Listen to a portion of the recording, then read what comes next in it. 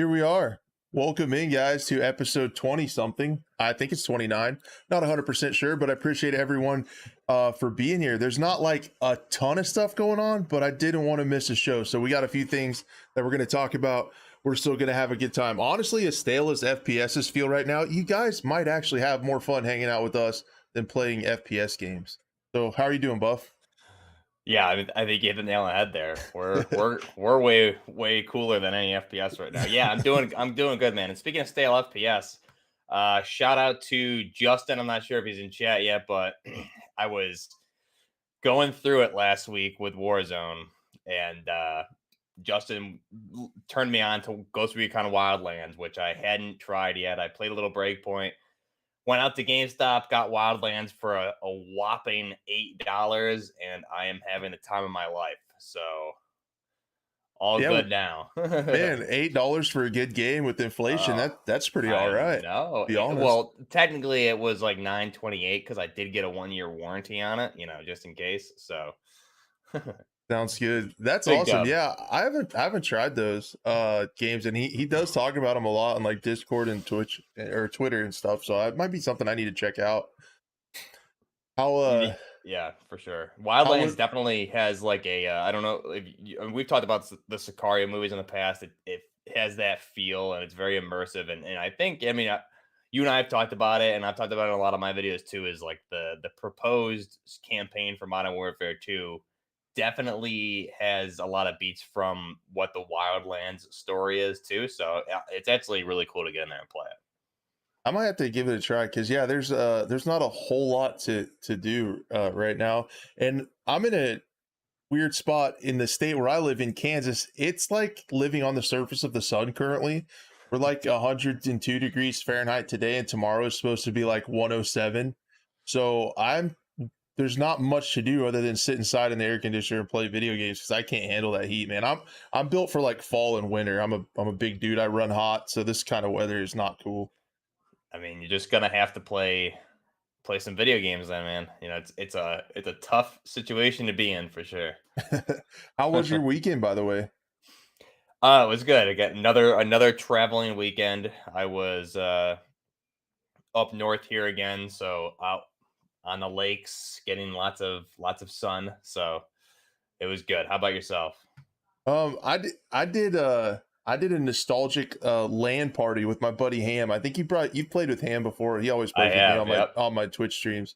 Yeah, we do that every once in a while and get together. So I loaded up the PC and headed to his house, and we played a bunch of Tarkov and a little bit of Rainbow Six. I'm so close to platinum in Rainbow Six, so I can brag to everybody.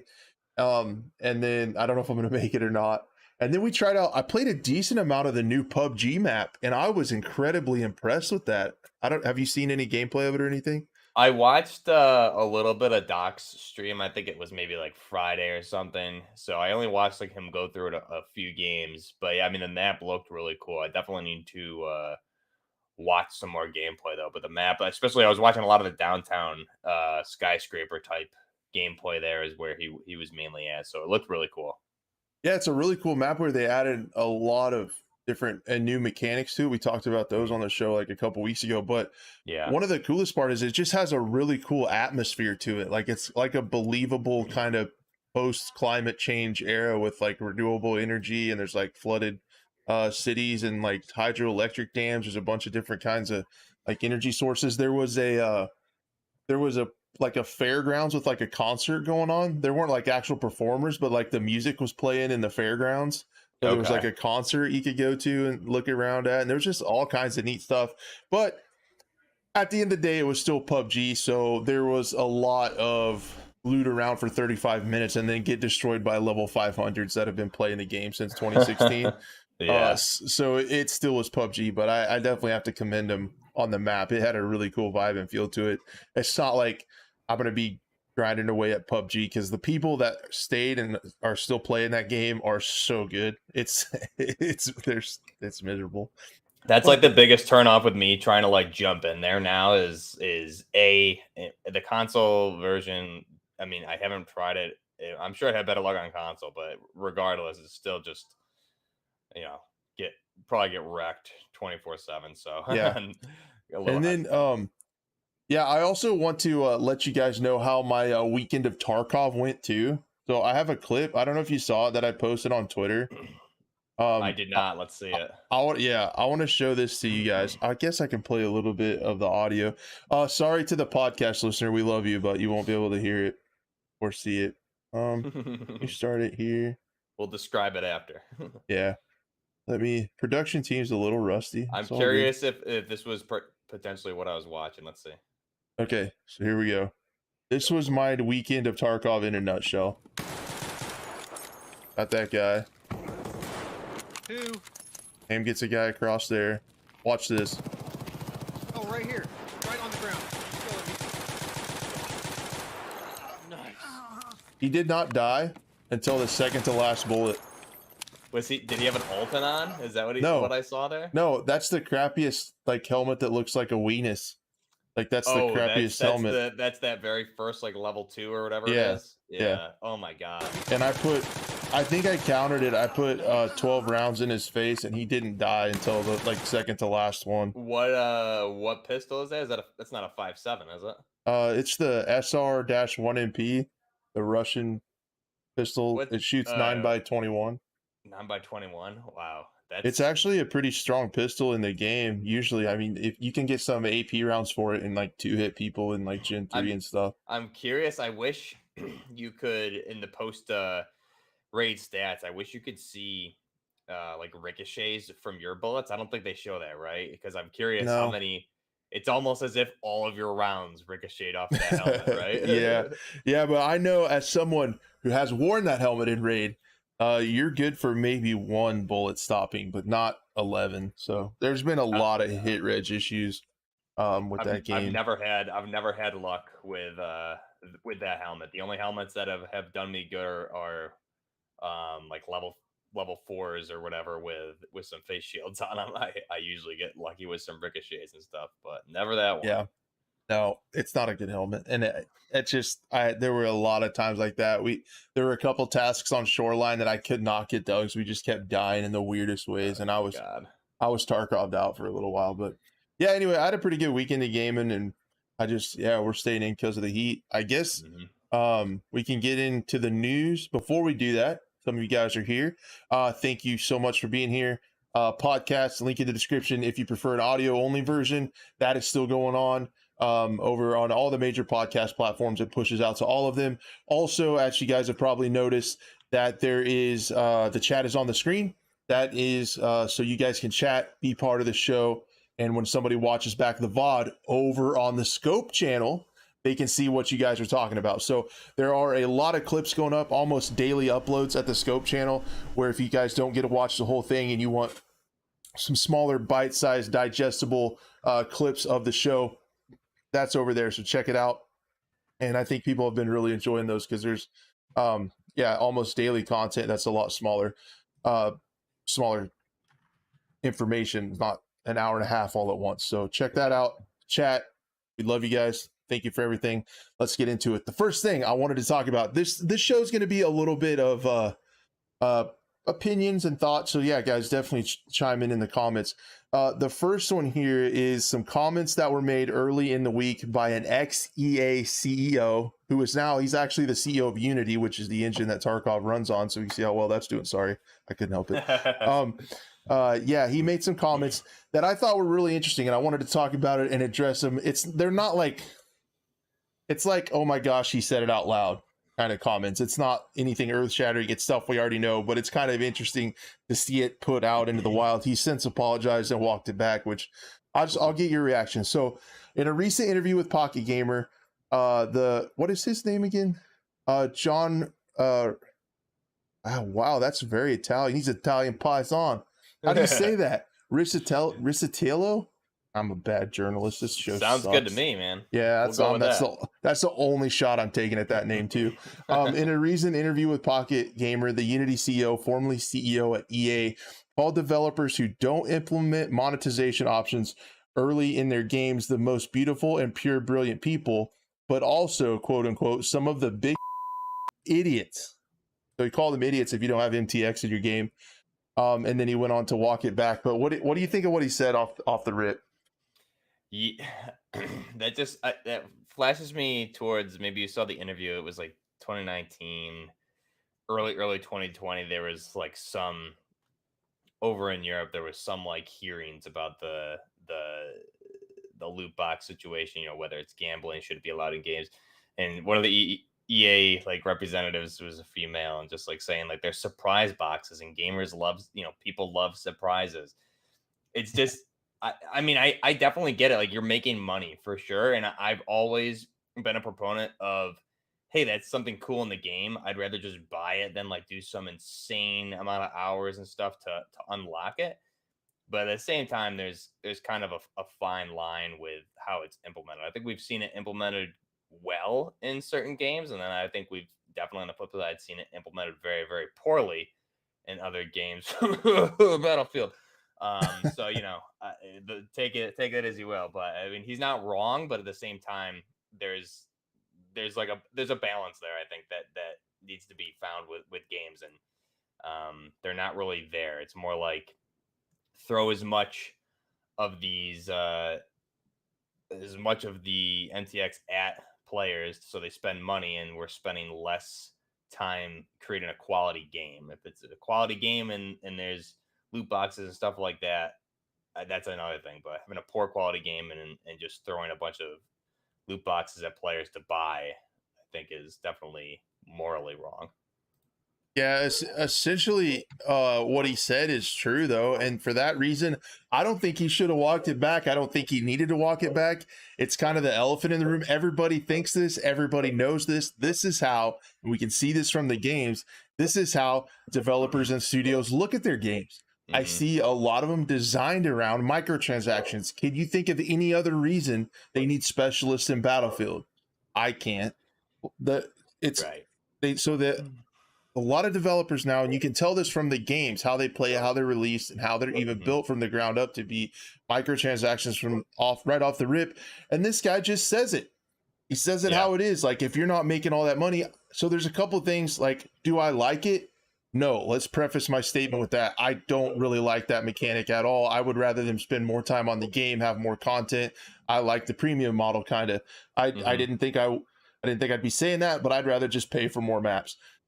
Rather than the battle pass and all the stuff we have and very few maps. So I can't fault companies for making money. I can't fault this guy for being honest and just saying it how it is. But at the same time, where I can find fault is if things are not the games are not built as good as they could be, as good as they should be at the price point they should be, because they spent too much time worried about microtransactions. That's where I have a problem. I get it. Like, companies have to make money. They're beholden to shareholders in a lot of these larger games. That's just the way it is. Like, there's nothing we're ever going to do about that. And microtransactions, as we've seen time and time again, make out billions of dollars. And at the end of the day, I think this needs to be said more often, because I would like it to start with the younger generation of people to maybe not buy as many of them, so we can maybe get some better games. And if it's more open and out there that, hey, this stuff is not to enhance your gameplay experience as much as it is for us to make money, maybe people won't buy it as much, and they'll have to revert back to making good maps and making more maps and games that actually function. So I mean, that you said it perfectly, and I think I completely agree. He's 100% right, and I agree. He didn't really need to walk it back. And I think some good examples, like if we look at, I know what you were kind of talking about made me think that you're alluding to a lot of like what we're seeing with Battlefield 2042's live service model and everything. And if you look at if you look at like Call of Duty Modern Warfare, right, 2019, I think they did a good job. And I mean, as a content creator, I bought a lot of those store items, as well as the original Modern Warfare 2019's like seasons. I think I bought all of the seasons.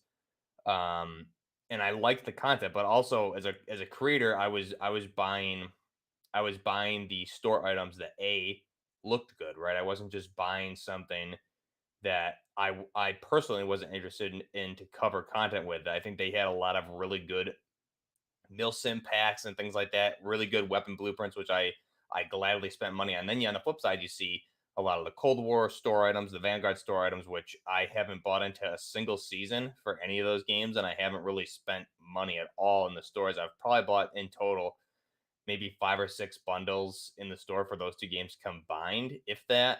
But I think, and that goes like those games I don't think were very good. And then you look at Battlefield 2042, right? Kind of a bad game, all in all, the way it was rushed. And then they're putting emphasis on store items, buy this and that. If you look at a game like Battlefield 3, and I always thought with Battlefield 3, right?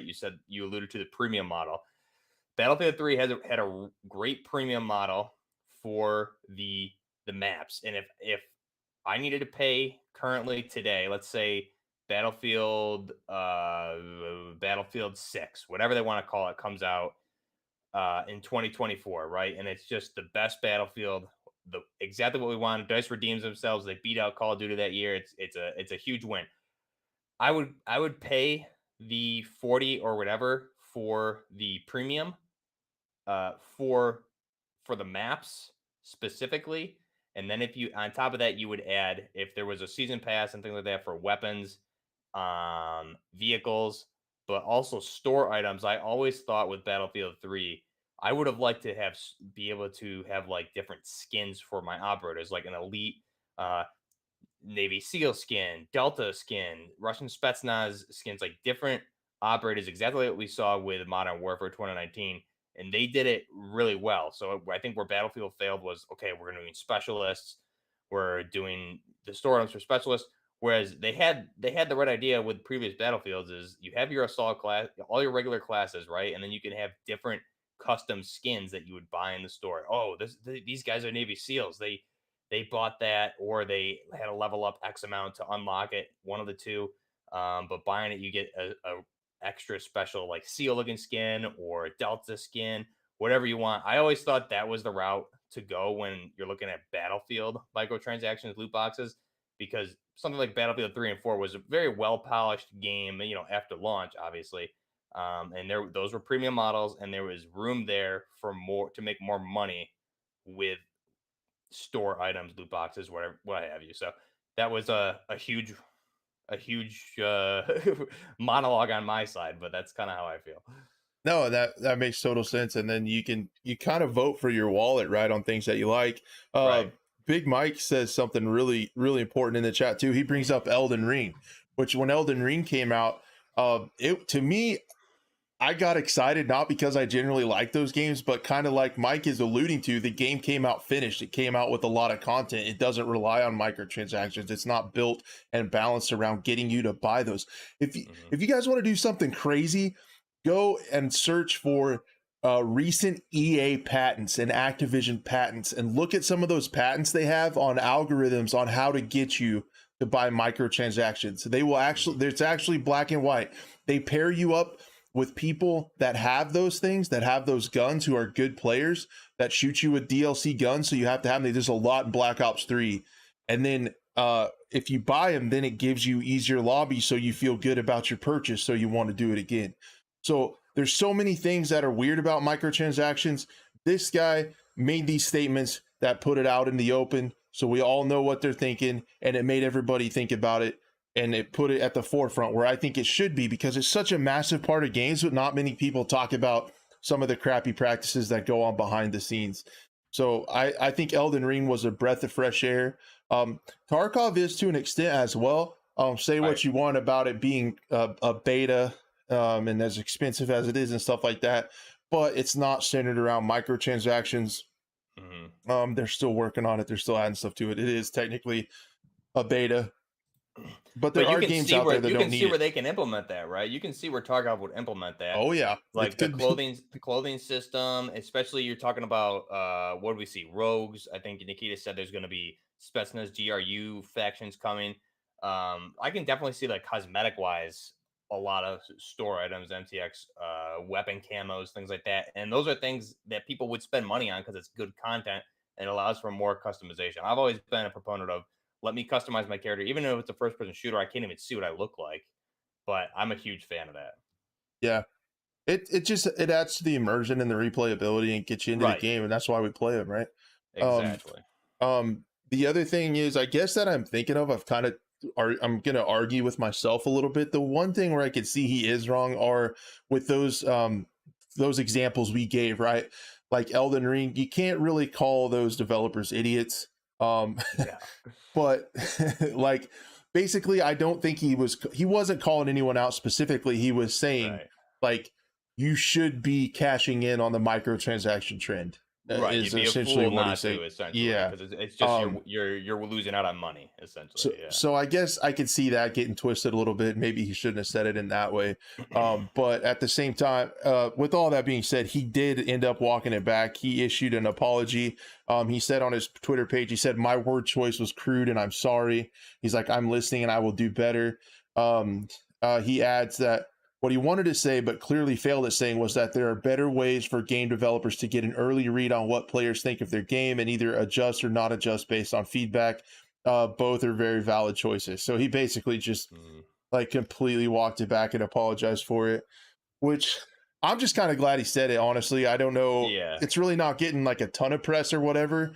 I mean, on our massive program, our huge, massive global program, we might bring it to Yeah. light here, We're gonna but blow it up right here. I just I'm just glad the show stinks. I'm just glad that people are talking about it, and it might enlighten some people onto how like the games get designed and what they're after and how they make money, and remind us that I'm not doubting that devs love games and love their jobs and are passionate about it, but it reminds us that they are there to make money, and we have to keep an eye on how they do it and do the best we can with voting with our wallets. I think that's all we can really do. So having all the cards on the table, I think it's pretty good. Yeah, that's a good point. You say vote with your wallets, right? So, like I basically said, right, I voted with my wallet with the recent Call of Duty games. I'm curious to see what kind of store content we get with Modern Warfare 2 here, because I think they know what sold, obviously, from Modern Warfare 2019, and then looking at the games that followed, obviously different types of content, but they know what sells. I'm curious how refined the story is going to be. On the flip side, Battlefield, right? They're gonna need to, obviously, as we talked about, go back to the drawing board. But I'm just curious, when we look at Battlefield in 2024 or 2025, um, what they learned from that, because there's a way to do it right, and there's other games out there doing it. But yeah, Elden Ring, probably, what is that? The only actually finished game to come out this entire year, past 2 years, three, I don't Yeah, it's pretty impressive. And know. I mean, I kind of do vote with my wallet sometimes, and people might think I'm dumb for this, but I bought Elden Ring because I appreciated it being a finished game. I don't really like those games that much. I tried to play it with Ham; he loved it. They kept hounding me, and I'm like, well, I'll try it. If not, it appears to be a great game that's finished, that's not blocked out with microtransactions. I'll support it. I bought it. I Mhm. played it for a little bit. It was cool. I named my horse Sanjay, the horse you call in. So me and Sanjay were riding around the lands in Oh, between. We popped love off a little bit. We took out a couple bosses, but those those games really it. aren't for me. But I just appreciate it though. I Mhm. appreciate it for the art that it is, and for the care that went into that game to finish it. To delay it, they delayed it a little bit, but they Mhm. got it done. They delayed it for a reason, and you have to commend that. And I hope that trend, there are a lot of trends in those types of games, and especially in MMOs, that I'm very scared will make it over into first person shooters. Some of the monetization practices of MMOs are really scary. They consider, Tarkov kind of considers itself an MMO. If you look um, Mhm. at the Yeah. genre of game that they call it and stuff like that, there are a lot of predatory practices that I hope don't come over. But how Elden Ring came out, finished, and completed is a trend I really hope catches on, because that was pretty cool.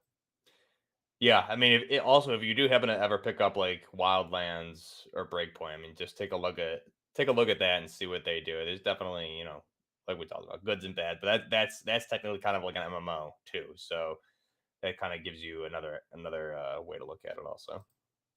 I should check those out. Um, yeah, I think that pretty much covers that, don't you think?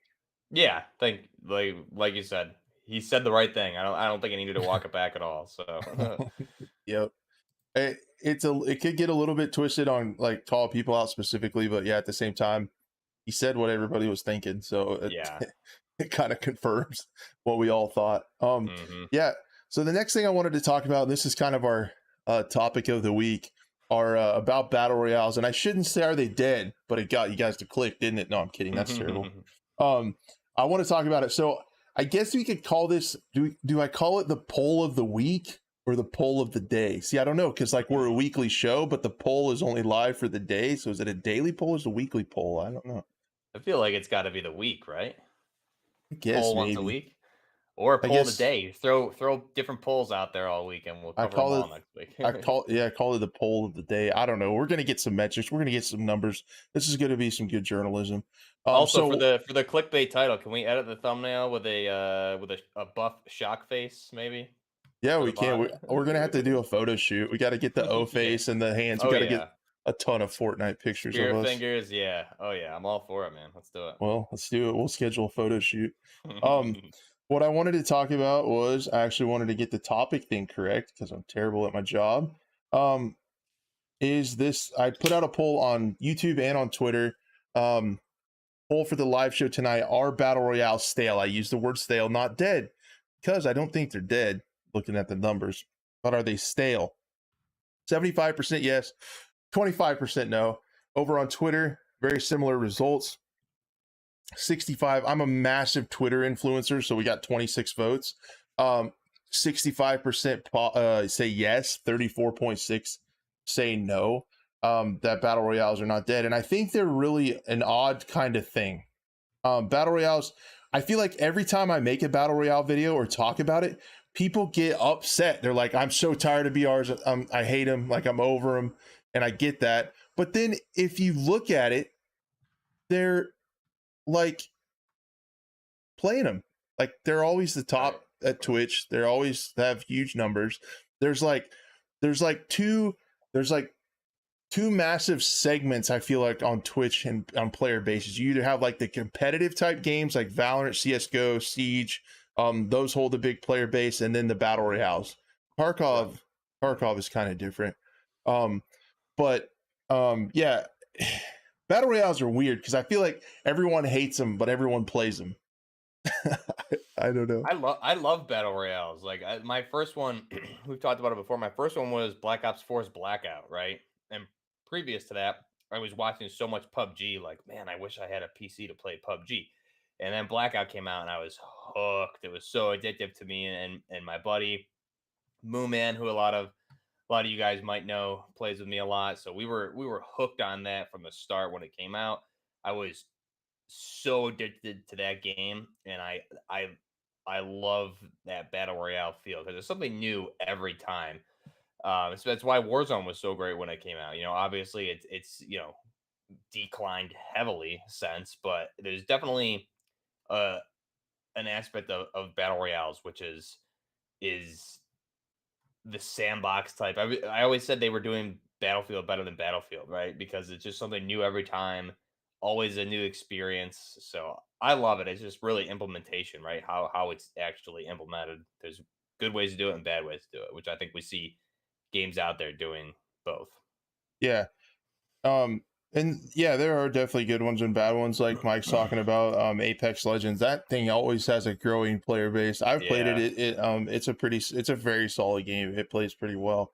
So what got me thinking about this is a tweet by Alexander Grundall. And if that name sounds familiar, if you're a Battlefield fan, it's because he was an ex-executive producer over at DICE. He moved over to Embark Studios. A lot of DICE developers and executives moved over to Embark Studios. That's a studio we're definitely keeping our eye on here. And just real quick, I did put a poll in the YouTube chat to you guys to vote on your thoughts on BR. So definitely vote. I'd love to have that. I think we'll try to do that. We'll try to come up with a poll, I think, every week, and we'll put it out on the social channels throughout the day, and then we'll have a poll when everybody pops in. Yeah, We'll get some good numbers. We'll do some good journalism. We're gonna find some stuff out. Oh yeah, investigative journalism. Here we are. That's right. We're on the cutting edge.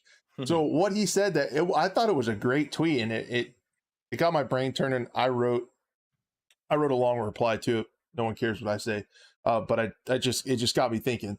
Battle royales on paper, the ultimate sandbox gameplay enabler, and the fantasy of them sparks the imagination of creative approaches that could be valid.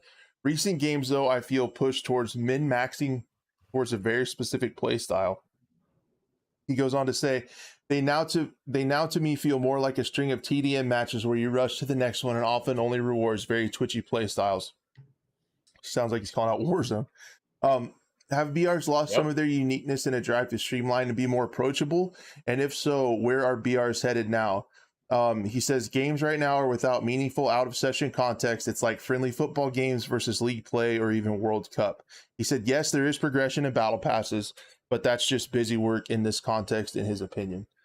So I thought this was really cool. So I guess the first question is, have BRs lost some of their uniqueness in the drive to streamline and be more approachable? Do you think they've lost some uniqueness to be easier to get a grasp on?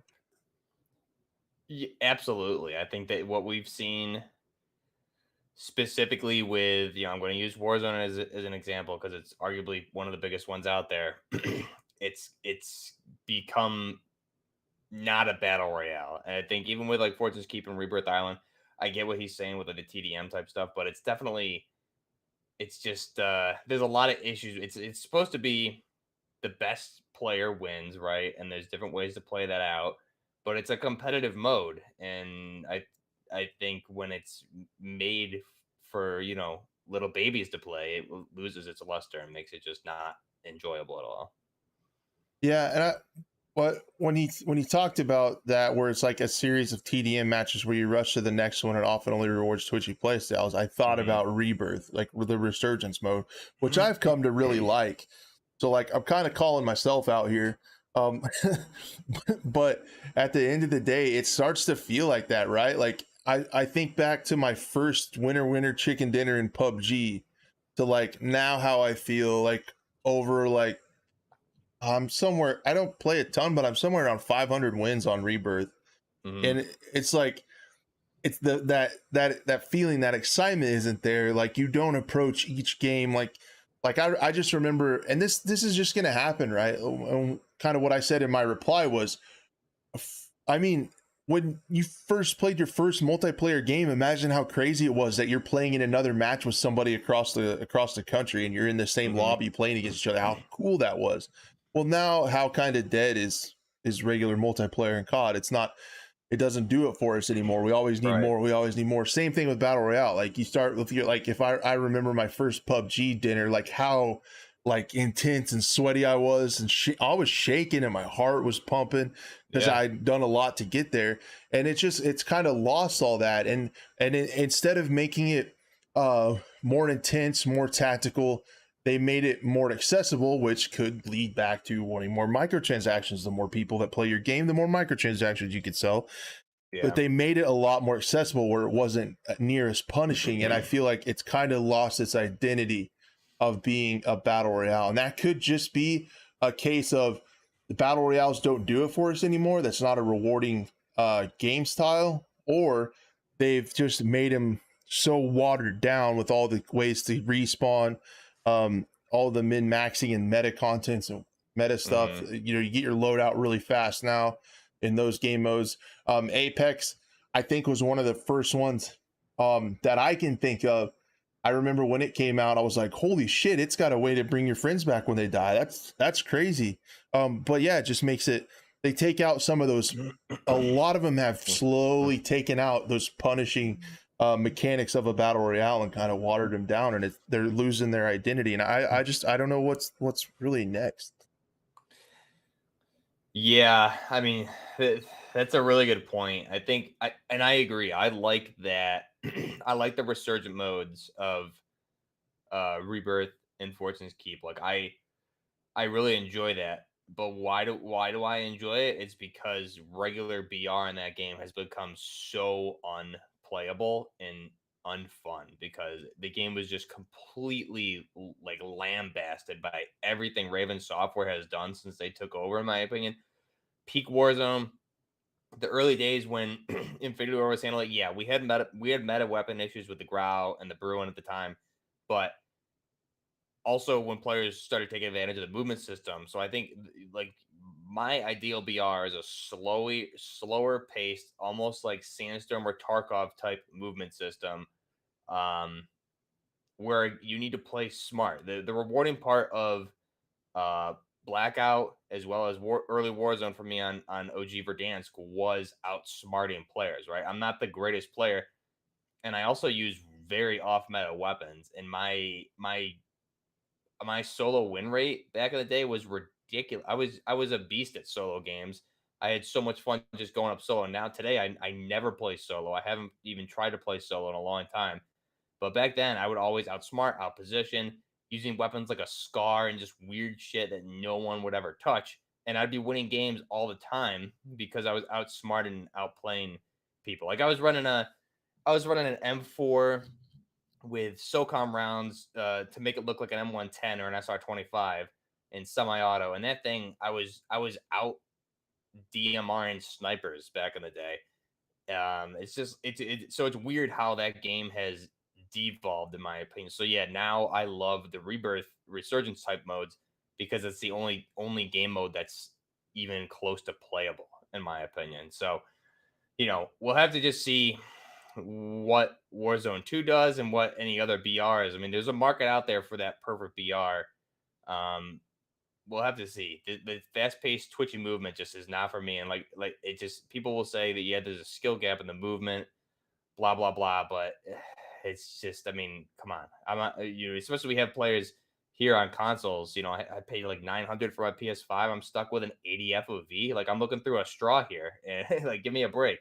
So it's just kind of I'm really done with the Warzone at this point. I think they had a great product. They killed it. Games like PUBG are more interesting for me to watch. I would love to play it if I could. Apex, I think Big Mike and Chat made some great points, right? Apex really isn't for me because it's too futuristic. I did try it and like I liked it. I definitely appreciate it.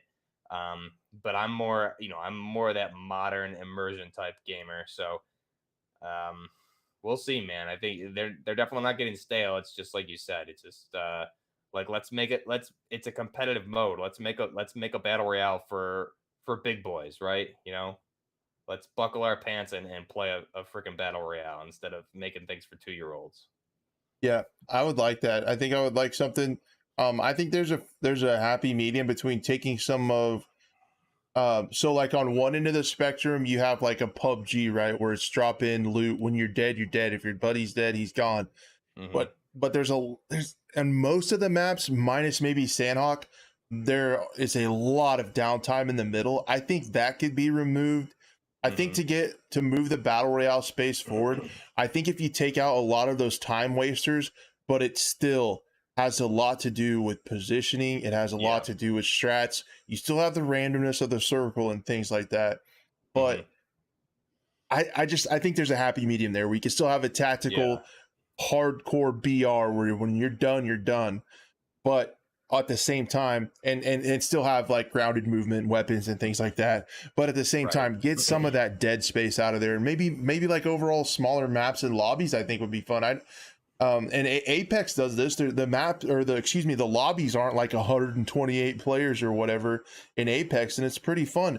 But get us a variety of maps and do like a 32 player BR that's already going. But when you're done, and it's tactical movement, tactical guns and stuff like that. There's not that Yeah. massive. That's what sucks about PUBG. I was reminded of was like if you drop in a spot that makes sense on the circle, it's going to be 20 minutes. Like it could be as much as 20 minutes of just looting and positioning until you see your first person.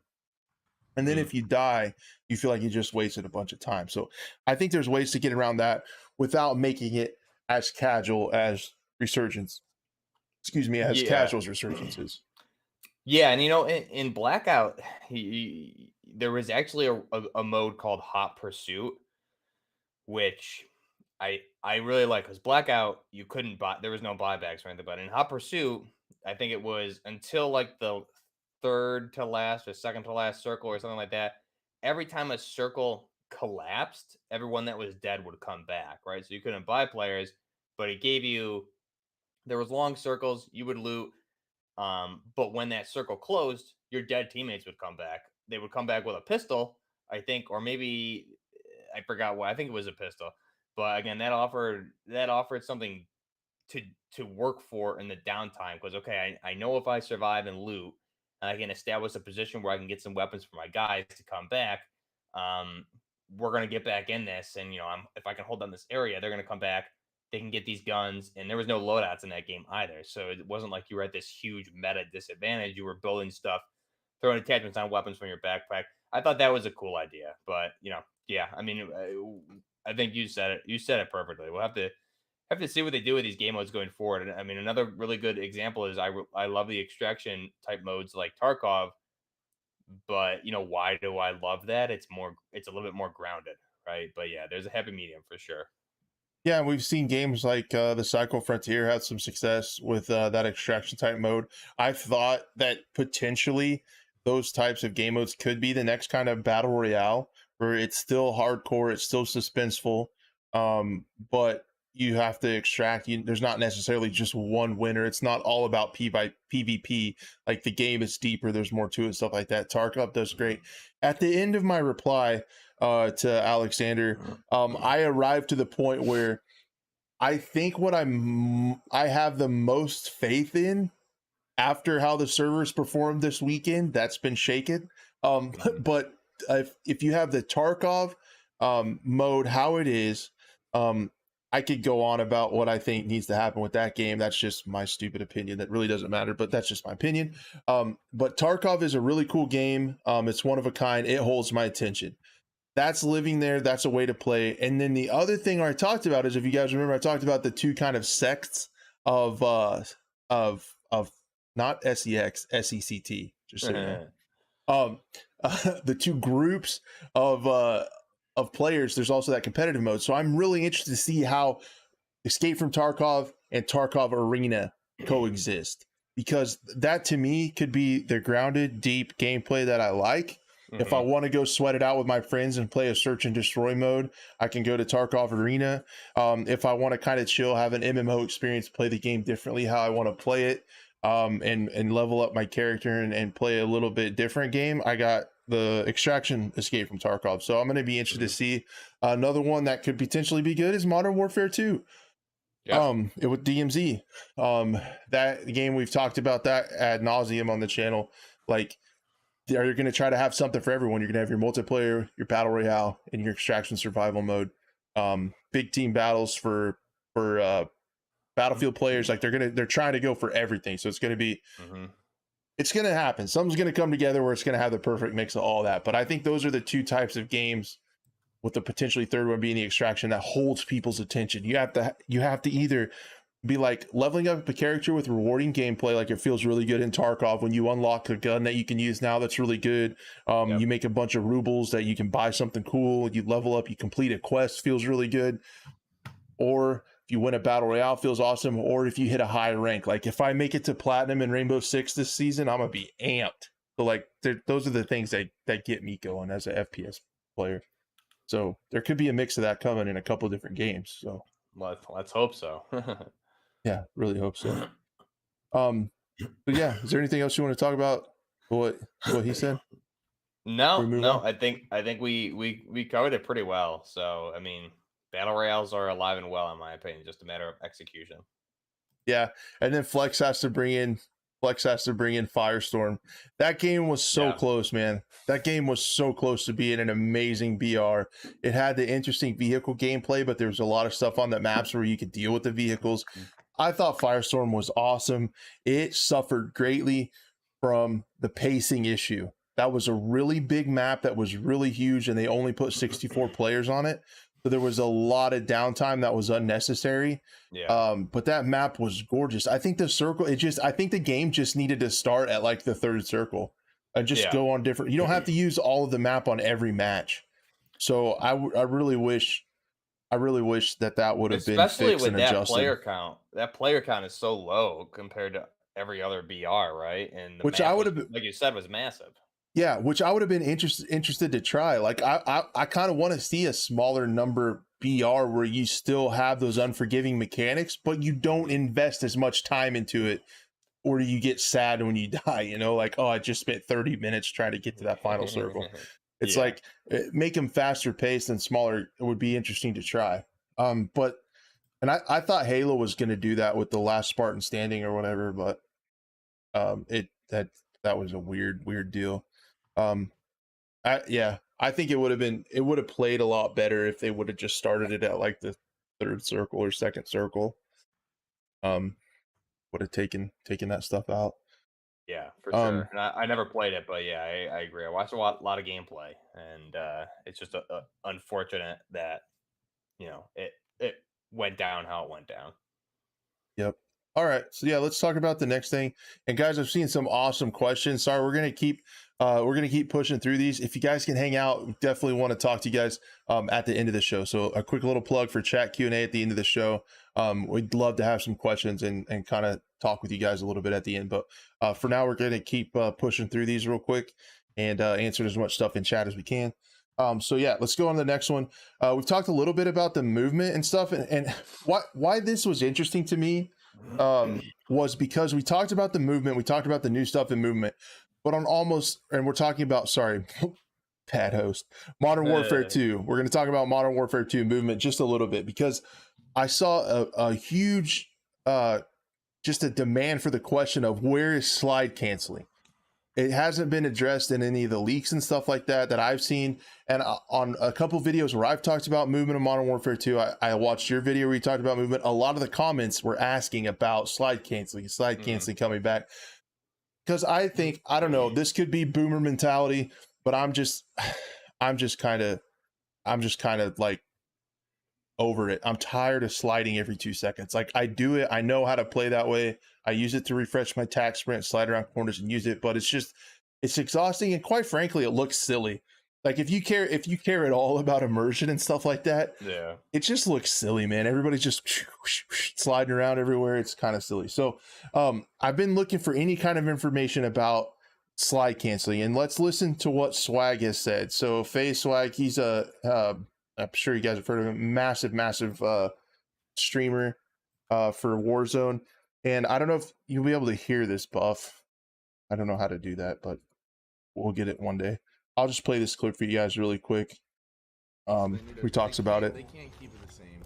No, it's definitely not the same, you know what I'm saying? But it has that, like, the same, you can tell it's like, I don't know, it's hard to explain. There's little things you can change about a game that will make it feel way different. You know what's different is the movement. The movement is different. The big difference? It ain't no, you're not gonna be like, you have the dolphin dive now. You have that aspect in the game. There's no slide cancel? Not like how you think it is. I don't know. You never know, because like people like find different mechanics.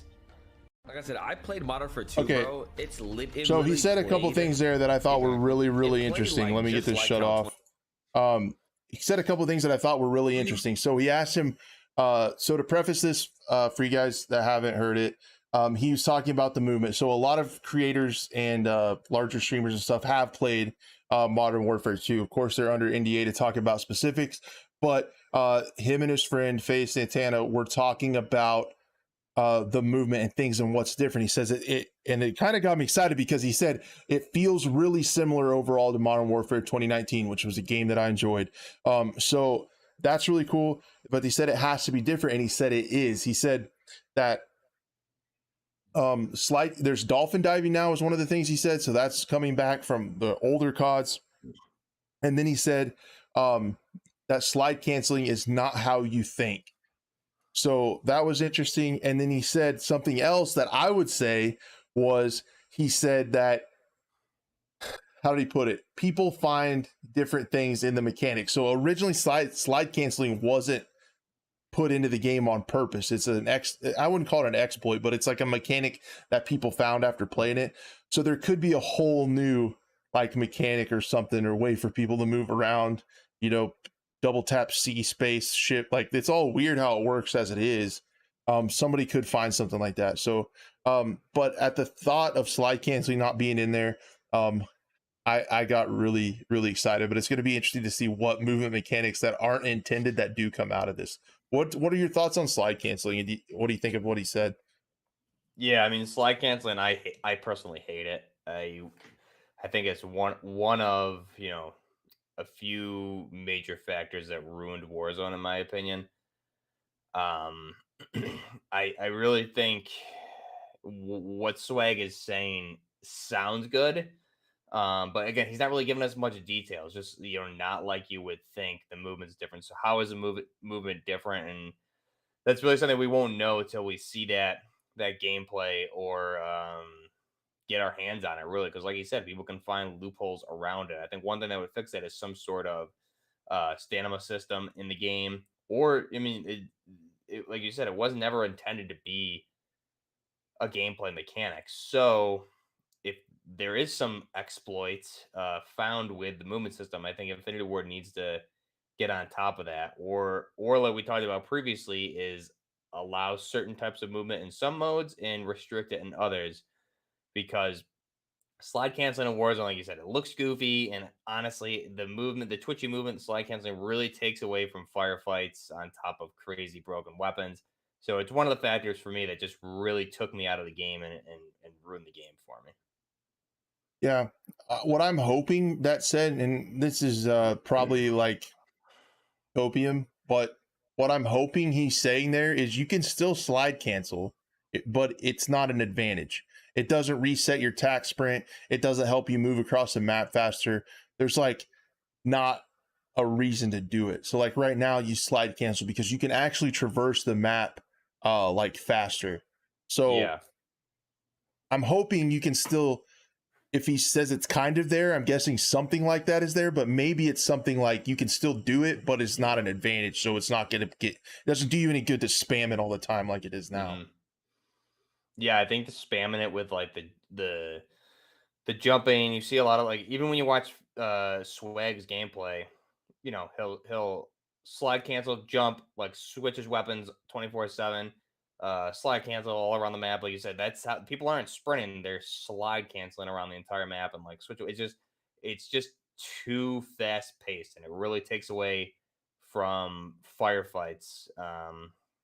As well as it's supposed to be a competitive type mode, so it just feels like really childish. Like I feel like we should be playing like Toy Story Battle Royale or something, in my opinion. Yeah. I'm I'm hopeful, cautiously optimistic, but then Yeah. again, I could see it like slide canceling is not spammed, but then like something else is like people will find an exploit and it'll spread. And um I was kind of hoping that they would patch it when it was found. I remember when it was found in Warzone and people were doing all these videos on how to do it. I Hmm. really wish they would have fixed it right then, that it I didn't reset know. your tag Yeah. sprint. But instead, they let it become a mechanic that everyone used. And then for the next games iterations, I think they got to a point where if they removed it, people would be upset because they're used to using it all the time. So I'm hopeful that this is be a good time to get rid of it. I made a post. Modern Warzone, I think, had it. This is a few months back. He had a question up there, like top 5 things you would fix for Warzone. One of the things I said was like twitchy movement. Obviously, I couldn't elaborate heavily on all my points because right, you're restricted with a character max for Twitter. So I made my bullets, blah blah blah. I got so much shit for twitchy movement. Oh, this is your first COD? Like, what do you go play squad realism? Like, I grew up at COD 1. This crap was never in any of the games. So, like, is this your first COD? What are you talking about? COD 4, there's no slide canceling. Modern Warfare 2, I was shit talking people like crazy and outplaying people like crazy. There's no slide canceling, there's no twitchy movement. And now all of a sudden, it's a game for like 2-year-olds. You can't even have a fire. What happened to firefights? And then we're countering it with all these dumb gadgets. Raven doesn't know. I mean, Raven, good God. Like, what do they do when they go grocery shopping? How do they pack a grocery bag? Just the most unbalanced crap in the world. It's just ridiculous. Like, get that crap out of games. If they want to keep it in 6v6, fine. But I mean, they need to decide what kind of target audience, who's spending the money on games. Is it 4-year-olds or is it people that have jobs and make money are going to vote with their wallets? Like, and if you give us something, we'll spend money on it. It just seems ridiculous. It definitely is a hot button for me. It really just pisses me off. So I want that crap out of the competitive modes. Like, if that's in DMZ, I mean, I honestly make just quit YouTube altogether if it ends up being bad. I love to hear you talk to Raven, call them out. They're on the list. Um, it makes me smile.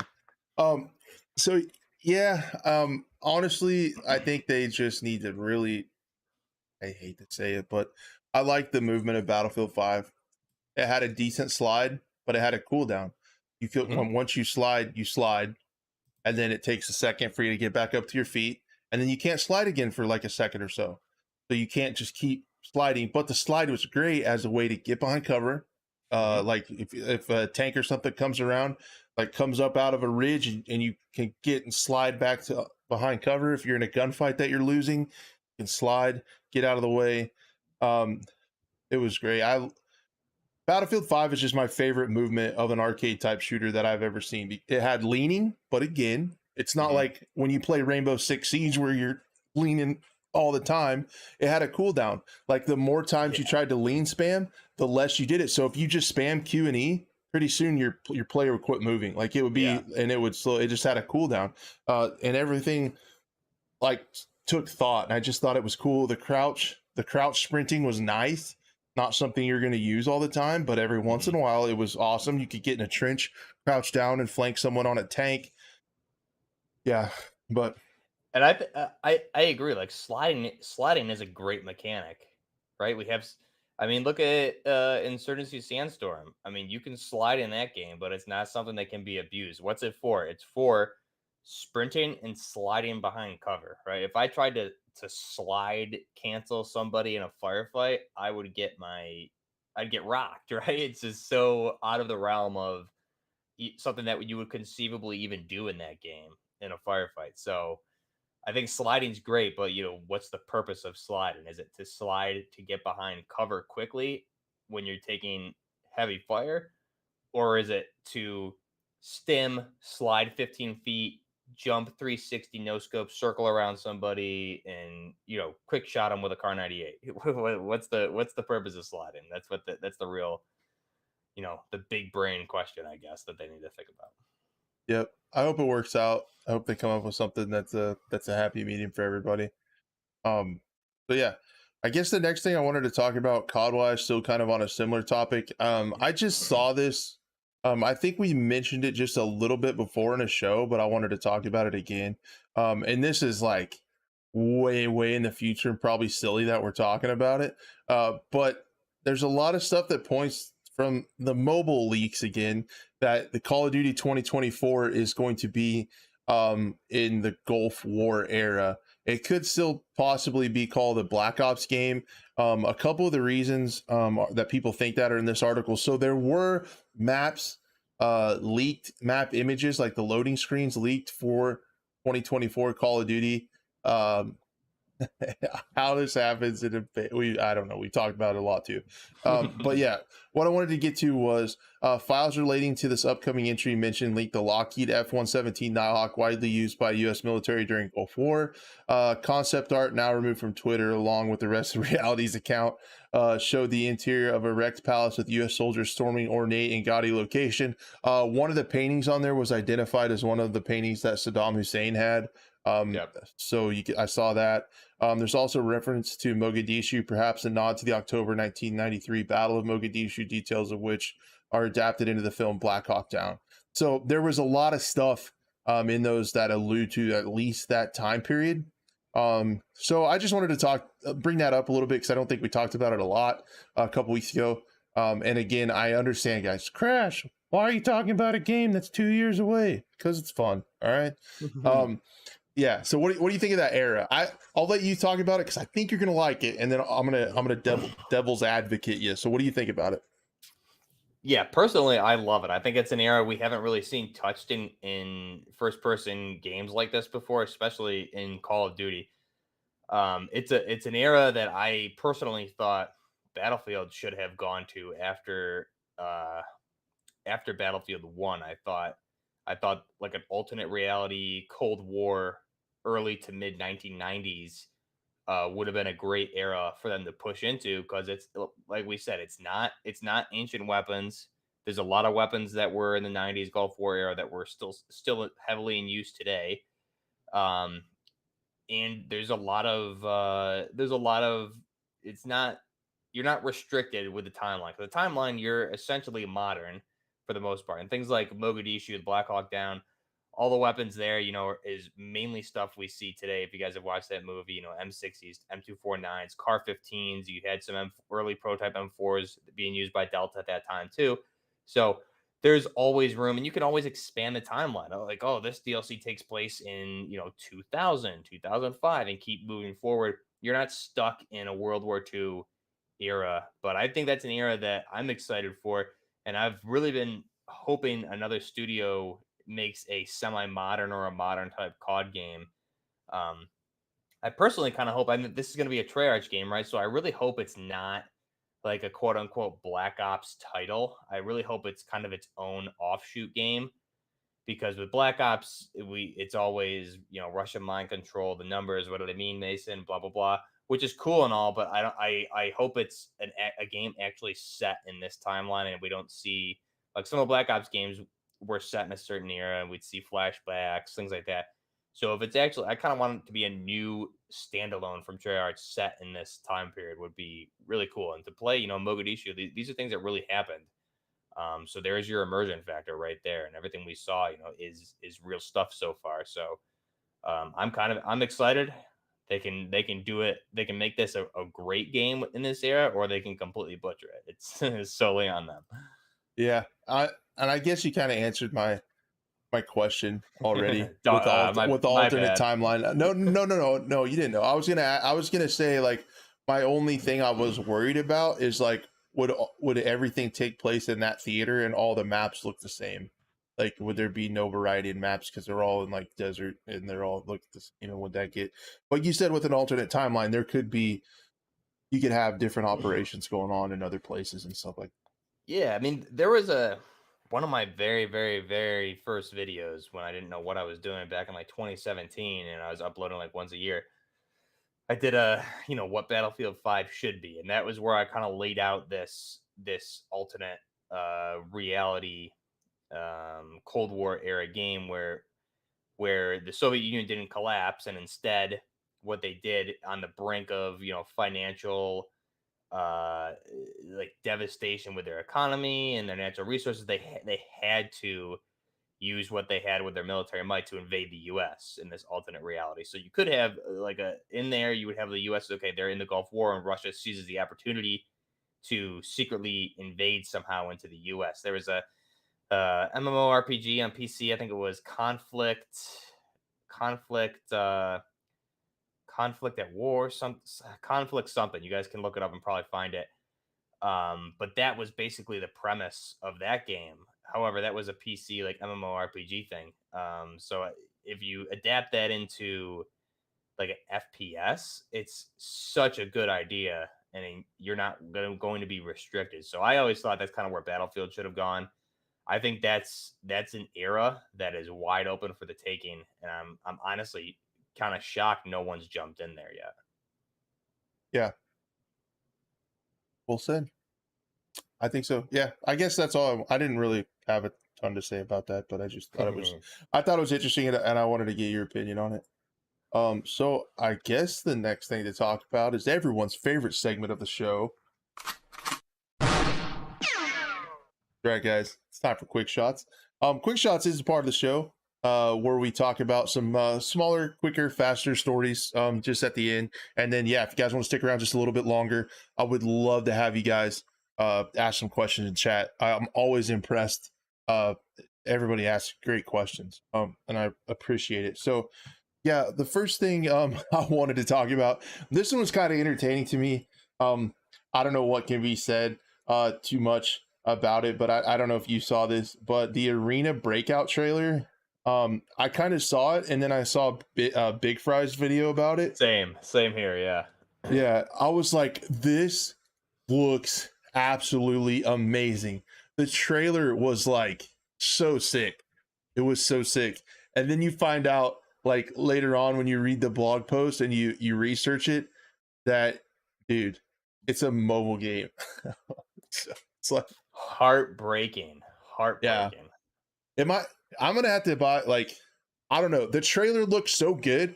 I'm like, am I gonna have to get some kind of like Galaxy tablet or emulator on my PC, or like buy like a Galaxy tablet and plug a keyboard and mouse into it with some kind of weird adapter or something? like to play this, it looked cool. But also being a mobile game, you have to be very scared of the MTX, like the microtransactions could be crazy. But that trailer looks like my ideal game. I'm just saying, like, why couldn't it have been for PC and consoles? Like, this is the game I want, man. This is it. it looks crazy, but like some of the looting and stuff you can see looks like a Tarkov knockoff. Like it looks like it does. And it's Chinese, so it potentially or probably is funded by Tencent. But it's the trailer was just cool how it like followed a gun used by a bunch of different guys like through the whole trailer.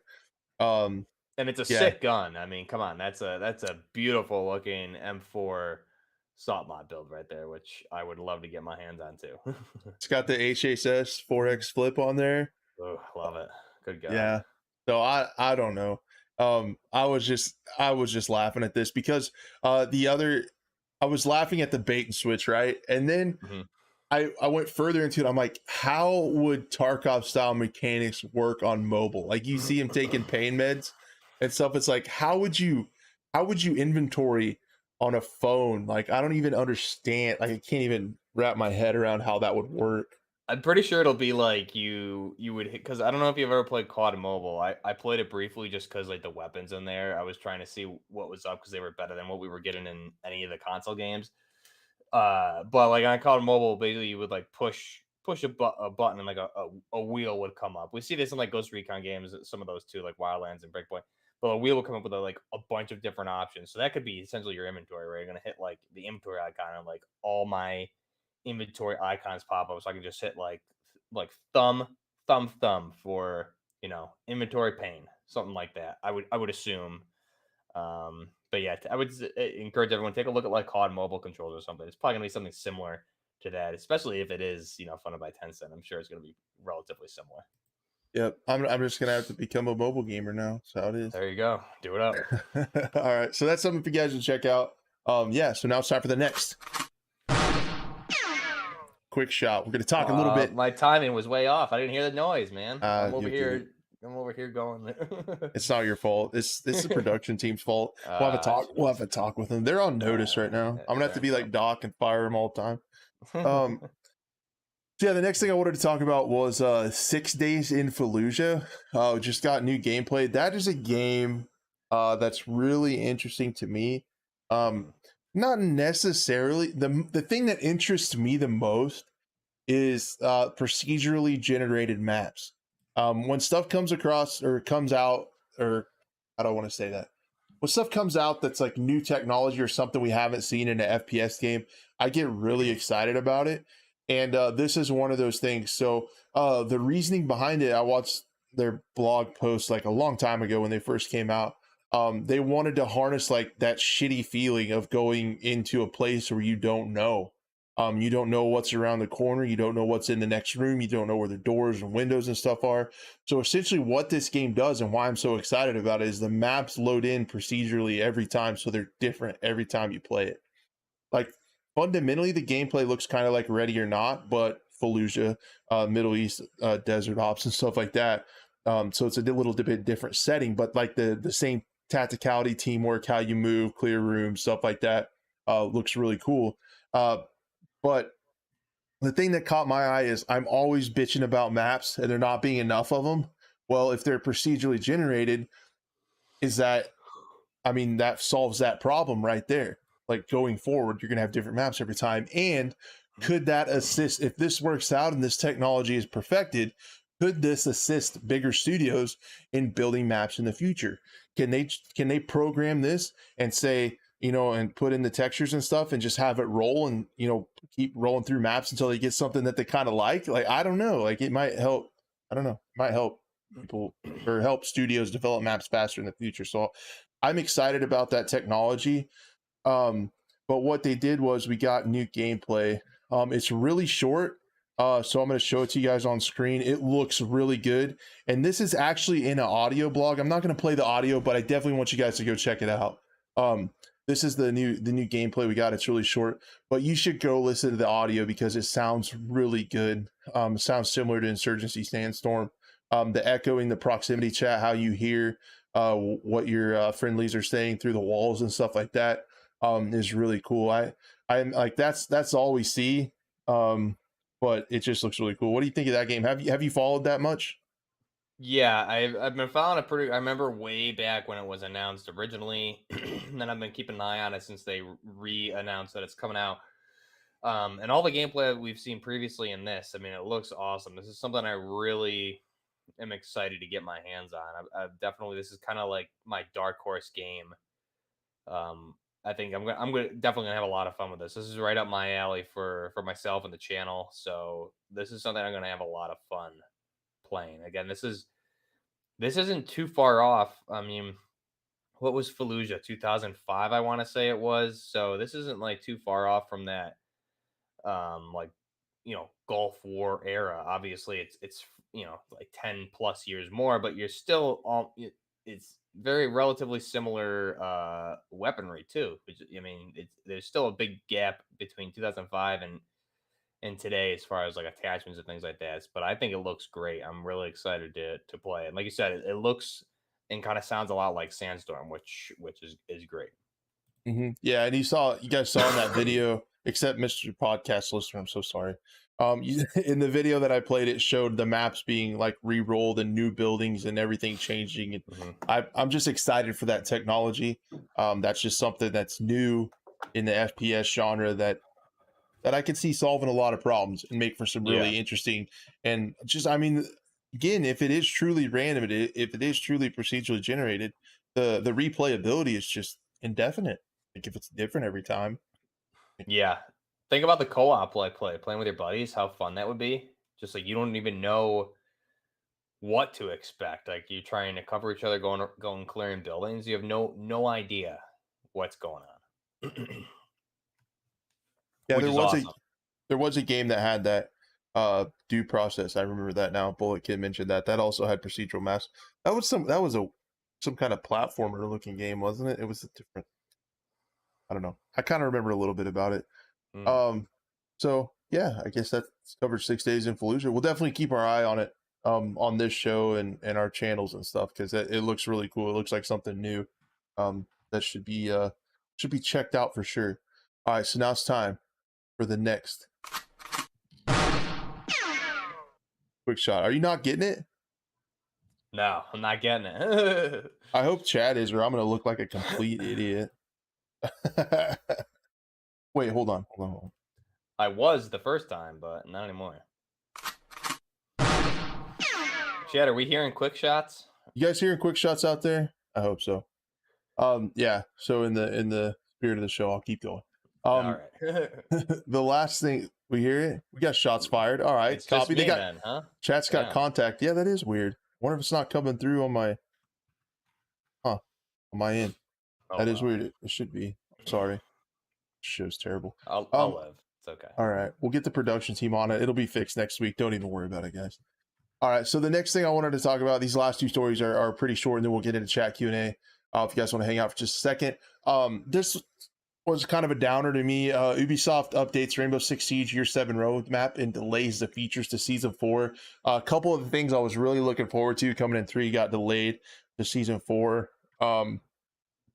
Rank 2.0, how they changed the rank system, and also some of the player rep mechanics. So if you're a jerk, you'll lose rep and it'll put you with other jerks.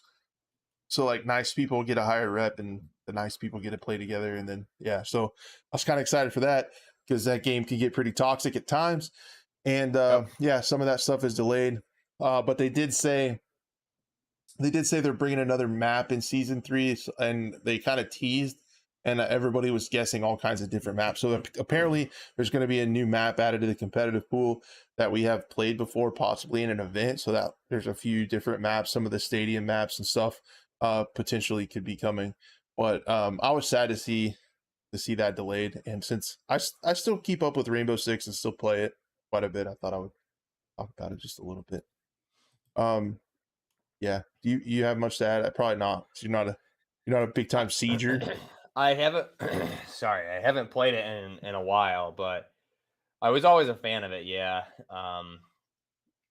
unfortunately, like you said, it definitely can get toxic, and you really need, for me personally, I kind of need to be in the mood to play it, and I really loved it when I first was playing it. And then I picked it back up like probably I think it was early this year, late last year, and I just like sucked at it and forgot what I was doing. So I meant to kind of get back in and relearn it, and I never did. So it's definitely something, if you put it down for a while, I was trying to like, how do I breach through windows with my rappel, and just like doing dumb stuff and getting killed, and people, I make myself look like an idiot in games. So I play it about as brutally as you possibly can for that very reason. I'll play it for like a couple weeks and then I'll put it down for like a month or two. And then I'll yeah. come back to it and I'll have to relearn a lot of stuff again. And it's just like, Mhm. that's not how to play that game. That's one of those games, if you're playing that game, you need to play it to like, there's so much to Right. it. But Yeah. I punish myself. So the last quick shot I wanted to talk about, again, another really quick story. yeah. Another There it quick is. story is the big acquisitions. There's been some talk about they weren't going to go through. They aren't. And what I mean by that are Microsoft's acquisition of Activision Blizzard could be approved by the FTC as soon as next month. So that's much faster than everyone thought. But I don't know how that's going to change Wow. a lot of the games that we enjoy. And then on top of that, today, that was a $68.7 billion deal. Sony fans have been celebrating last week's acquisition, which did become official today, of Sony buying Bungie, the makers of Destiny, former Halo developers, which is a weird track. So I don't know how this is going to work, but I just thought it was worth mentioning that this might speed up some of the things we were worried about, with how this is going to work out, how this is going to affect our games. Again, Microsoft is going to be massive in the gaming space. They own Windows, so everybody plays PC on Windows. They have Xbox. They have Xbox Game Pass, which is just getting bigger and bigger and bigger, with more stuff added. Day one releases to that. On top of that, they already own Bethesda. Then they're going to own Activision, Blizzard, and King.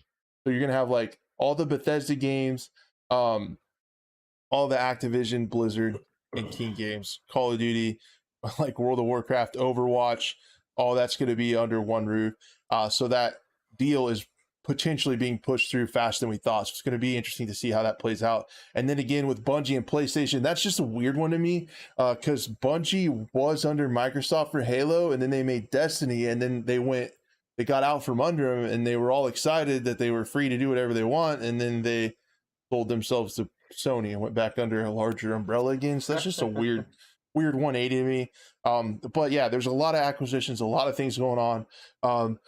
And we know that behind the scenes, EA has been wanting to be bought out or merged with somebody else. So like, there's a lot going on. And I was surprised when I saw that it could be as soon as next month when the deal goes through. So we might see changes to some of our favorite franchises sooner than we thought. Yeah, that's definitely sooner than expected for sure. But yeah, it's gonna be interesting to see. It's almost like we're getting like the oh man, like what is it? Like thinking like NBA reference here. We got like these super teams in modern day NBA, right? So we're getting like super companies in terms of like video games now. So it's it's gonna be weird. I don't know. Hopefully the games are still accessible for everybody though. It'd be, I don't know. I don't even know, like restricting Destiny or Bungie titles to Sony seems like is what's going to potentially happen, but I don't know why you would do that, right? Because you make more money putting it out for everybody. So who Yeah, knows? Love to see. Yeah, that's the biggest question. Are either one of these studios, I feel like Xbox has more of the cards right now. Are they going to shut it down and make these large blockbuster franchises exclusive? I don't think it makes sense to, because I feel No. like if you make money off of your competition, so when someone buys a Sony PlayStation, you're Microsoft, but you sell them all the games on there, they're Yeah. no longer your competition. When you Right. make money off your competition, they're no longer your competition, and they're just going to be And massive. So especially like look at COD, right? I think Call of Duty sales, or like they sell the most copies on PlayStation historically, and I think even currently. So I mean that would just be dumb. I mean, yeah, Activision, these companies love money, right? Why would they throw away money? It doesn't yeah, make sense. So I don't I think don't, we need to worry about it. Yeah, I don't think a lot's going to change other than I hope they get rid of the Sony exclusivity for like some of the content. I hope everybody gets content at the same time. Yeah. That's a disgruntled PC player for you. To be fair though, if we look at like Modern Warfare, the PlayStation exclusive content, I think it was Spec Ops, right? Never play or not Spec Ops. Yeah, it was some kind of special mode like that. It was some special mode that everyone was pumped about. I never played it, and I think when it came out like a year later, no one ever played it. So it wasn't like you were missing too much. But yeah, definitely you don't want to be restricting things. Like old games, it was like 2 weeks to a month of new content first on PlayStation for like different seasons, which was just dumb. Yep. So hopefully it works out for everybody, but we'll definitely keep our eye on it. And our massive platform, we'll hold them accountable with good journalism. Oh yeah. All right, all right, guys. I think that's pretty much all of the quick shots. So yeah, if we can move into chat Q&A, if everybody has a little bit of time, want to start doing that while you guys come up with your questions in chat. Just wanted to say thank you so much for being here. Thank you for 19 likes on the stream. I appreciate that. Yeah, we just appreciate everyone for being here. The fact that you guys spend your Monday evenings with us. Really appreciate it that you watch clips and stuff on the Scope channel. We really appreciate that. The podcast listener, just appreciate you. And really all we ask is just be a friend and tell a friend. Share this with people that you think would enjoy it. And we'll just keep growing together. And we'll get better and better guests and content as we grow. And just keep doing our best to bring you guys a good show. But yeah, thank you so much from the bottom of my heart for being here.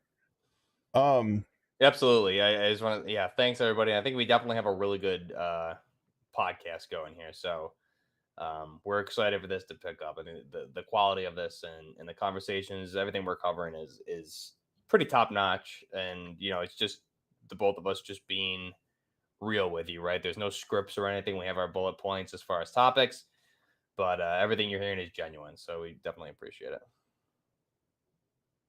Yeah, so the first question is from Sergio. Do you think Ubisoft's Ghost Recon Frontlines will ever be released, reworked, or will it be scrapped due to player backlash?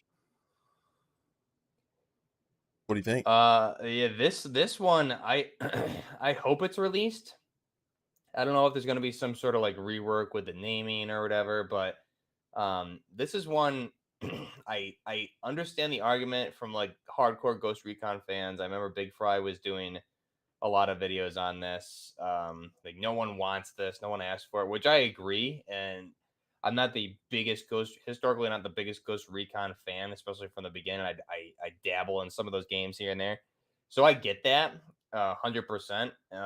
But for me personally, just like the casual player, that's something that I enjoy. First person shooters, I enjoy battle royale extraction type modes, I enjoy modern settings, I enjoy the guns in that game and the Ghost Recon game. So having it in first person, it's kind of like a win-win for me. So I'm pretty pumped for that. I hope it's released. But I mean, we did see some of the alpha gameplay originally on Twitch. They did. It definitely needs a lot of polishing. So this is something I think they need to probably put back in their backlog, keep working on it, but it needs to be, I think, reworked, maybe refine the graphics and update it, because you're going to be competing with Call of Duty and whatever else. So if they're going to release it, it definitely needs to be the best it can be. But at the same time, you don't want to take away developers from a mainline or like a mainstream Ghost Recon title that fan base wants. So I hope it comes, and I just hope it's,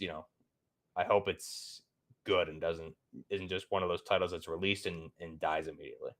Yeah, I hope so too. I hope it does something different that keeps people playing it. Because like we've talked about, we could use a fresh and good BR for sure. D Kraut, shout out. He's the guy that designed all the overlays for this program. All right. Shout out D Kraut.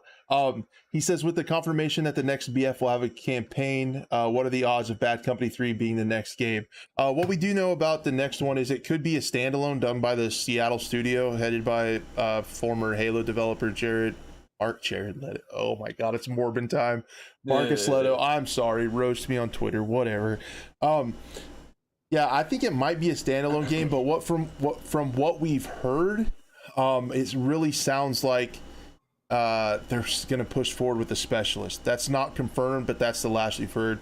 from Tom Henderson that they're going to keep doing the specialists. So they, if I had to guess, unless they had a change of heart, which I wish they would. I think Bad Company 3 would put us right in the setting that we want for a Battlefield, and that had an awesome campaign. So I'm hoping, that we get there. But if they don't, I think they're going to do campaigns where they tell the backstories of the specialist if they lean into the specialist. I really hope not. Pyro and Justin, guys, thank you so much for the super chats. You guys don't got to do that, but I really, really appreciate it. Thank you so much. Pyro asks, what about Command and Conquer FPS? You have 3 different areas: Generals, Tiberium, and Red Alert. If I remember right, Command and Conquer is like a real-time strategy game, right? Like an overhead kind of like Civilization or whatever, but like a real-time strategy. I think that would be cool. I think that would be really interesting. If you had maybe like a commander, like an overhead view, and then you could also have soldiers that were in FPS. I think that'd be interesting. I kind of feel like that's what Overwatch did, just a little bit. I feel like Overwatch kind of has a League of Legends arena fantasy shooter, fantasy game, like how, but League of Legends is like the MOBA overlook. But with Overwatch, they took some of those same heroes in that same kind of fantasy setting and brought it down into first person, and it worked really well for Overwatch. So I think you could do that with a real-time strategy game. It would be really interesting. It's something different. I like it when people try to merge stuff like that. That would be really cool. And then Justice says, need a buff Wildland stream. That's on you, man. Get on it. Hell yeah. You got it, Justin. Upcoming. Thank you so much for the kind words, Big Mike. That's awesome, man. I see your work on Twitter and it blows my mind, dude. Appreciate the kind words from you, man. Will I be playing games? Big Mike's goat, gotta say. Yeah, insane. I was introduced to him like through your channel and your community and stuff, but like the stuff he posts on Twitter is insane, dude. Cool what he does. Yeah, so check him out on Twitter. I feel like it would be worth your time.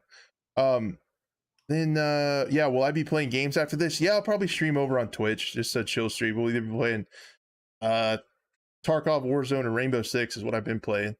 So yeah, on twitch.tv/crash8. If you guys want to come hang out here in an hour or so, I'll be playing some video games on there. Big Mike asks, you guys play story games like purely for the story? I suck at that.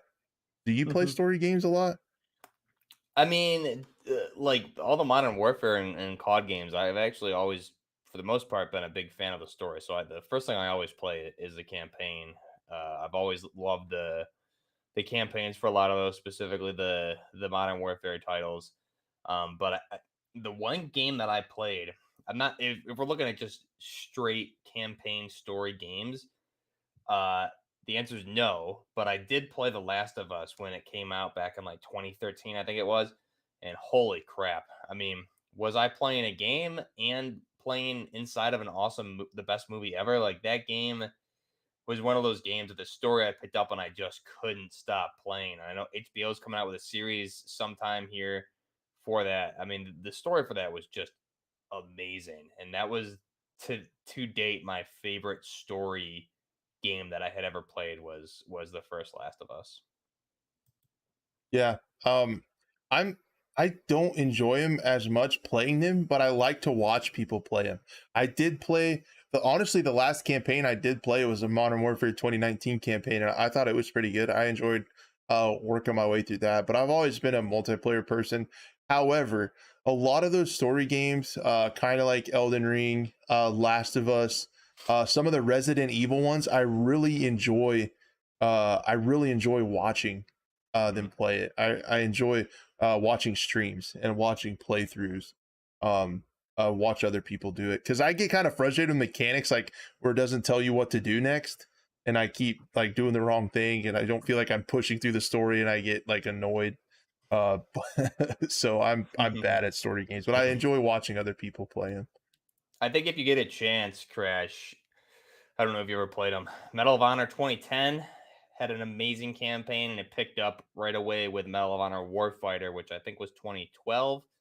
Those are also, I prefer those story modes, the campaign in those two games over any Call of Duty I've ever played. The story I thought was just brilliant for those two. It's a shame that after Warfighter, they kind of put that series on the shelf, which I thought they were doing so many things ahead of their time. That was my favorite game. I actually liked Warfighter multiplayer wise even better than Battlefield 3 at the time. So definitely, if you guys haven't played those, definitely check them out.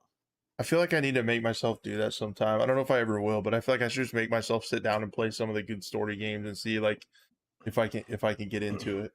Really good. That'd definitely be up your alley for sure. Those Medal of Honors. So they had very cool movement mechanics too in this story mode, which was awesome as far as like shooting from behind cover and things. There's a lot of elements there that were just way ahead of their time. So it's a shame they never integrated some of that into Battlefield. Agreed. Then Decrash, should the traditional BF4 Levolution be a part of the next BF game? Yeah, there needs to be more destruction Levolution from 2042. I feel like they barely got those maps playable before the game released. The destruction in those maps is pretty laughable based on what we're used to. Yeah, I actually I preferred Battlefield 3's destruction. I thought maybe I'm wrong. I thought there was more overall destruction in Battlefield 3 than 4, but there wasn't Levolution. You guys can correct me if I'm wrong, but I mean some of those maps, the destruction, you couldn't bring down entire buildings like in Bad Company 2, but you would, there would be, I mean, you could bring down some, actually, now that I think about it, but that was I forgot the map. There was some map I just fly around a helicopter and we'd be taking like rockets from a building. We just rocket the heck out of that thing and it collapsed and we get up. It just things like that is what made it great. I don't think you could bring down buildings in Battlefield 4 where you could in 3. So I'd almost rather them revert back to what they did in 3. I gotcha. I do like the Levolution though, like blowing up the Lankang Dam or whatever was really cool. Like changing the map. I think it's cool. I'd like to see it back. Maybe not all the maps, but some of them. It changes how they play. It's really cool. Joker says, "Hey Crash, now checking in. Appreciate it, dude. You excited about Midnight Society's new game? First snapshot releases the 29th of this month. Yeah, we're definitely going to be following it for sure. We talked about it last week. There's actually a clip over on the Scope channel where we talked about it. It wasn't necessarily positive just because of the NFTs, and we were worried about like how the feedback from the players could slow down development. But definitely looking forward to it. Again, with Dr. Disrespect Studio. I think it has potential. I personally really like Advanced Warfare, and I found out some of my favorite maps from that game he actually designed. And I mean, the guy plays games for a living, so he should know what a good game should play like. So yeah, I have high hopes for it. As long as you don't have to buy into and do the whole NFT thing to play it, if that's just an option, I think it'll be worth checking out for sure. And I'd be shocked. I'd be shocked knowing him, right? It is no way he would strictly enforce like you have to do NFTs because he's bashed stuff like that so heavily before on his streams and everything. But yeah, it's definitely something I'm sitting back and just waiting until we have a semi close to finished product to see, what it looks like. I actually did. Also, I worry about the gameplay being a vertical BR, where it's like a vertical extraction. You have to work your way up. I've never been a huge fan of like fighting up stairwells and stuff like that. So it'll be interesting to see how they handle that. Map design is going to be everything for that not to be miserable. So yeah, we'll have to see. Big Mike says it's a futuristic setting, but Infinite Warfare has a great story. I played a little bit of it. I didn't finish it. Honestly, Infinite Warfare I didn't necessarily enjoy that, but I got into like playing a lot of Call of Duty and Black Ops 3 and the wall running jetpack things, your favorite stuff. I love that, dude. Yeah, I know you're so excited. You're like, bring back jetpacks. He wants all it day. Yeah, I don't want realistic like DMZ Warzone 2. I want a jetpack perk is what I want. With the anime skin on your jetpack? With an anime skin, and you know what? I want weapons solely designed by Raven Software too. Boom. They'll handle it for you. That's what I want. They got you. You. But yeah, I should play. That'd be a good one to play because I've heard that from a lot of people that not many people liked Infinite Warfare's multiplayer. I didn't hate it. But the campaign was widely regarded as a really good one. Yeah. Will I be buying Black Steel Bourbon when it comes out? Yeah, probably. I would put that in the bourbon collection. probably show. But yeah, I guess that could be a show unless anybody has anything else. Going once. Going once, going twice. Whoa, Jinx. Ho. You owe me a Coke. Well, what's Mike saying here? Raven software gone vector fire rate, firing 50 BMG with cheetah movement speed. Yeah, I mean that's Yeah. we all know that was what was going on in World War II, Mike. So Yep, and that gun, Mike, you can get now if you buy 45 tier skips. You can get it right away. Yep. It's on level 45 of the battle pass. You can either play for 45 hours or you can spend $25. It's your choice. But that's what you can have that gun. You have that meta weapon. I'm really excited for my my M4 in Modern Warfare 2 to take 50 BMG, right? Not even 50 bale. I want 50 BMG and I want that thing top loaded like a Bren mag. It's going to be dope, and I'll have a 50 60 round top loaded mag and no movement penalty. It's going to be so sick. And jetpacks all day. I hear those were pretty common in World War II. Oh, they were. Yeah. I think my grandpa was talking about it. Saying stuff like that. So that's how they won D-Day right there. 50 cal Brens. I'm so glad I found a way to trigger you. I can just talk about silly mechanics and Raven software, and I can get you fired up. It's great. We could do a whole episode. I'll just rant. You don't want that. We could do the Scope episode 35, the Raven software edition. Oh yeah. Perfect. Well, anyway, yeah, guys. D-Kraut, thank you so much, man. Thank you for the comments and for everyone being here. Thank you guys, as always, for the awesome questions. People say people are mean on the internet, but that's bullshit when you come around here. You guys are awesome. The questions are outstanding. I love the discussion. And I mean it when I say it. You guys make my Monday bearable. Like Monday sucks, but I look forward to this show every week. It's so much fun. Yeah, just thank you guys. Appreciate it.